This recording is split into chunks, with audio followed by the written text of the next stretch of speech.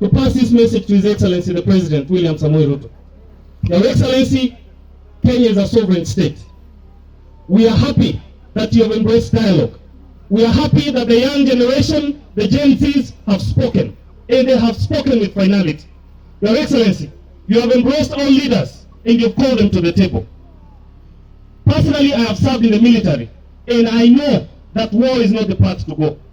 That peace in a country is the most important thing that you can have in any country. I have served in the military and I've been to Afghanistan, where I have seen where countries have fallen down because of war, lack of peace.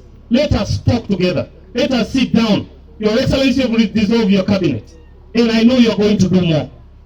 As the people of Kenya, you were given the mandate, and we pray for you, Your Excellency.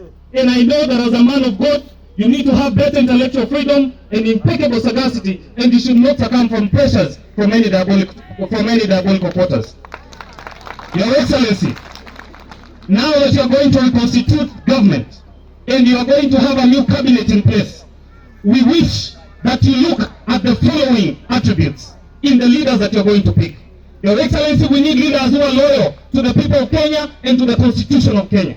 We need leaders who are going to give their duty and serve the people of Kenya. We need leaders who are going to respect our Constitution and our institutions that have been put in place in the Republic of Kenya, Your Excellency. Your Excellency, we need people of integrity, people who will know that these are public resources and they need to be utilized the right way that they need to be used.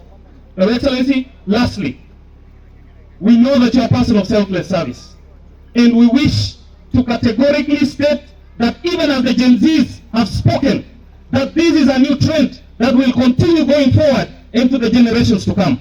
I wish to thank our brothers, the Gen Zs, our brothers and sisters, our kids, who have spoken and they have started a new path for our country, Kenya. We need to sit together, dialogue together. We know you have called our brother Raila Odinga on the table, and other leaders who have come to sit with you on the table. Let us dialogue together. Let us have peace in our country, because we only have our country to protect, our motherland, Kenya. God bless you, Excellency, and peace to our country, Kenya. Mbia mono sana.